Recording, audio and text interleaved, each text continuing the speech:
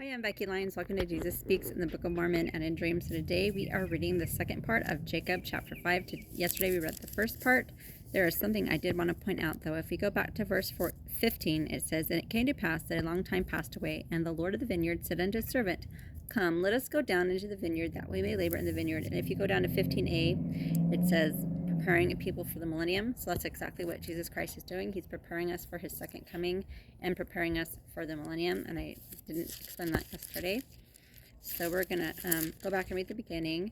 Jacob quotes Zenos relative to the allegory of the tame and wild olive trees. They are likeness of Israel and the Gentiles. The scattering and gathering of Israel are prefigured. Allusions are made to the Nephites and Lamanites and all the house of Israel. Gentiles should be grafted into Israel.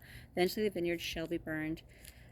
So those celestial people that do not repent will be burned before the millennium. And we left off yesterday at verse 21. So this is the allegory of the olive tree.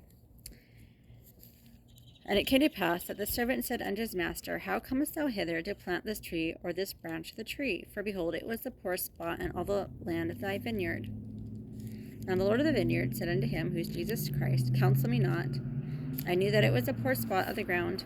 Wherefore I said unto thee, I have nourished it this long, and thou beholdest that it hath brought forth much good fruit.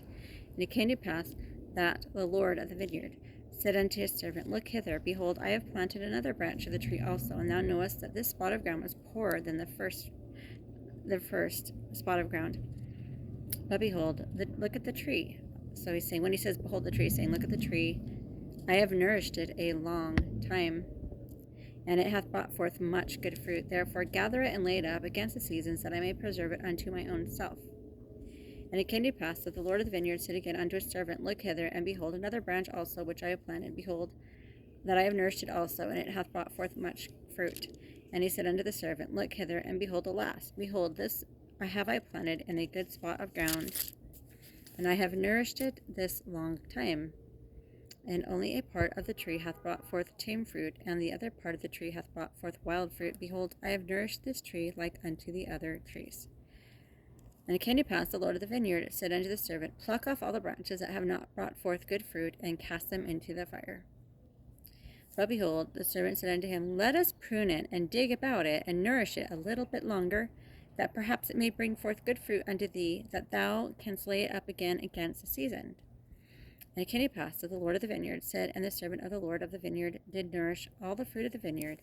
And it came to pass that a long time had passed away.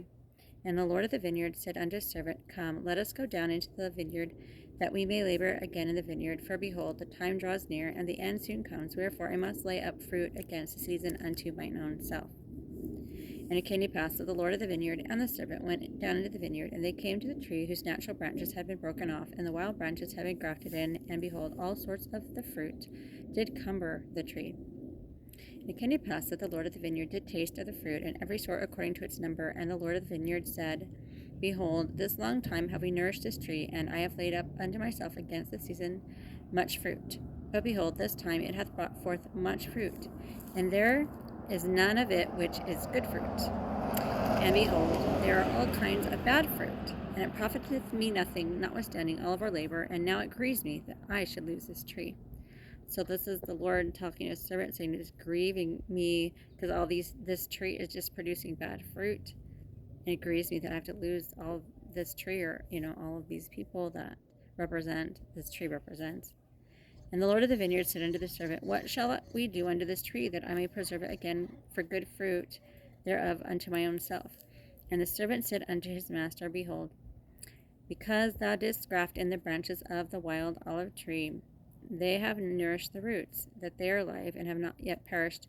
Wherefore thou beholdest that they are yet good. And it came to pass, the Lord of the vineyard said unto his servant, The tree profiteth me nothing, and the roots thereof profiteth me nothing, so long as it shall bring forth evil fruit. Nevertheless, I know that the roots are good, and for my own purpose I have preserved them, and because of their much strength they have hitherto brought forth good fruit from the wild branches. But behold, the wild branches have grown, have overrun the roots thereof, and because that the wild branches have overcome the roots thereof, it has brought forth much evil fruit. Because it has brought forth so much evil fruit, thou beholdest that it is beginning to perish and die, and it will soon become ripened, that it might be cast into the fire, except we should do something for it to preserve it. It came to pass that the Lord of the vineyard said unto his servant, Let us go down into the nethermost parts of the vineyard, and behold, if the natural branches have also brought forth evil fruit. And it came to pass that they went down into the nethermost parts of the vineyard, and it came to pass that they beheld that the fruit of the natural branches had become corrupted also, yea, the first and the second also last, and they had all become corrupt. And the wild fruit of the last vineyard had overcome that part of the tree which brought forth good fruit, even the branch had withered away and died. And it came to pass that the Lord of the vineyard, he wept, and he said unto his servant, What more could I have done for my vineyard? So we'll stop there and read two more, one more tomorrow and one more the next day to cover all the verses. So that's really sad on the very last verse on 41. Jesus Christ, who's the Lord of the vineyard, he wept and he cried, and he said, What more could I have done for my vineyard? So sad. And Jesus Christ right now, and we are pruning the vineyard for this last time with the Lord, and we're gathering the elect to Christ, and